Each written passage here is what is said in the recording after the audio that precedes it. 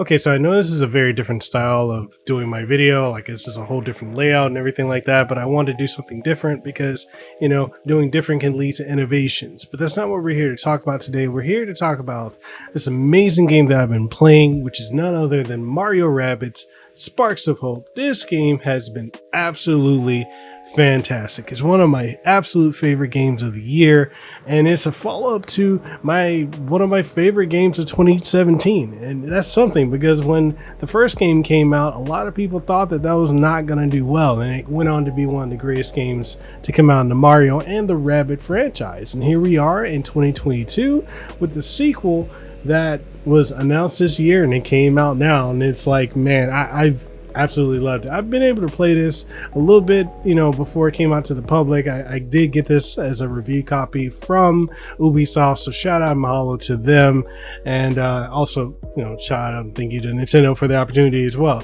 But we're going to talk about so much about this game, the gameplay, the graphics, and all that in between. So if you haven't already, make sure you like the video, sub to the channel, and ding the notification bell. That way, if you get to stay up to date on all the content I make. And plus, if you enjoy what I put out from tutorials, reviews, impressions, live streams, and so much more, then yeah, this is the place you want to be. So with all that being said, let's dive into this review of Mario Rabbids Sparks of Hope.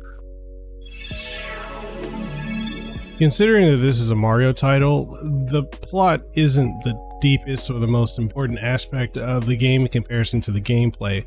However, for the sake of giving you like a general idea of what the game is about, I'll go over it here. The general plot of the game sees Mario, Peach, Luigi, and their Rabbid variants on a quest to find sparks to use their powers to take down the dark cosmic entity known as Cursa.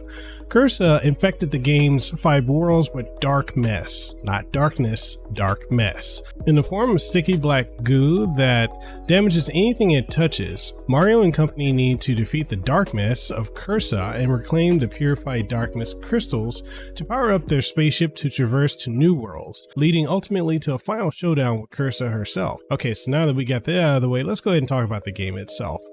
What was something I enjoyed and to an extent disliked about Kingdom Battle was the fact that it was very much a straight line of point A to point B affair with little reason to explore. This simplicity respected your time in a lot of ways and allowed for the game to be enjoyable in lengthy playthroughs as well as bite-sized chunks. Sparks of Hope completely changes that formula by giving you a lot of room and reason to explore, and is very much a more open-ended experience over Kingdom Battle. Gameplay is very similar to the originals in that it is turn-based battles on fairly large maps, with you being able to get behind objects to take cover and switch on the fly between party members. Where this game differs is in how battles themselves play out, as no longer are battles on a grid, as you are able to move about so long as your character's sphere or their area of movement extends far enough. You can dash into enemies, causing them damage, and then choose to attack them or use your sparks. And once you attack, you can no longer move about the map and will either have to switch to another character or end your turn. With the 9 characters that you can choose from, and with each of them having their own flavor and advantages and disadvantages, you'll want to try out as many characters as you can bring up to 3 party members into battle. You gain access to Rabbid Lumas, known as Sparks, of which change up how the battles play out, as they can be activated to do a full range of actions, such as giving your party a stat buff, or even various elemental attacks, or even revival of fallen party members and summons. You'll want to experiment with each of these sparks to see which one suits your playstyle overall, and even then you'll still want to switch them out based on your situational needs. Their inclusion just makes the flow of gameplay and battle that much better. Just like the first game, Kingdom Battle, Sparks of Hope truly rewards players for just playing the game and just generally everything that you do. There are skill trees for you to explore and develop as you gain experience points from battles and such. When on the field, you can shake bushes and trees to get coins and even items that you can use in battle, and there are even breakable walls that you will find as you explore that have memory containers and treasure chests. The game's environmental puzzles are a fun diversion from the formula of exploring and getting into battles, as the puzzles will often either lead you onto side quests or progress the main plot. You even earn various rewards from doing puzzles such as collectibles, star bits, plant coins, and money. The side quests are numerous, and many will have you needing specific pairs of characters. There's just so much that you can do, and the game just eggs you on to explore its worlds. Visually speaking, Sparks of Hope it just looks beautiful, and when you play it on a Nintendo Switch OLED, it just pops on that beautiful screen. The UI is crisp and easy to see, and all the menus have that Mario charm to them. The frame rate, and this is where we got to dive into performance, the frame rate is consistent at 30 frames per second. However, there are times when the frame rate dips below 30 frames per second and it becomes very noticeable. Now, these dips usually occur when there is a lot going on and primarily during battles, but it isn't anything that happens too often or too frequently or brings the action to a crawl. There are also occasional instances of texture pop in, and you can see it occasionally when you pan the camera around, but hopefully with some patches they can fix this in the frame rate issues. Audio-wise, Sparks of Hope has more voice acting in comparison to Kingdom Battle, with more than Beepo having voice lines. Oddly, the Rabbid Mario characters will talk in battles, yet in the game during cutscenes they talk in the typical Rabbid gibberish. What I also don't get is why there are moments where Beepo is talking in cutscenes and no one else is speaking. It is honestly a bit jarring, only hearing Beepo talk. Then again, this is also a callback to Kingdom Battle. The OST is incredible, as it is composed by Yoko Shimomura, Gareth Coker, and the legendary composer Grant Kirkhope. Kingdom Battle's OST was awesome, but Sparks of Hope takes it to a whole new galaxy with how superb it is, with every track fitting for the situation that you're in. There are tons of accessibility options, which shouldn't come as a surprise if you've ever played a Ubisoft game. And honestly, you'll have the ability to make accessible changes to the audio and even the difficulty.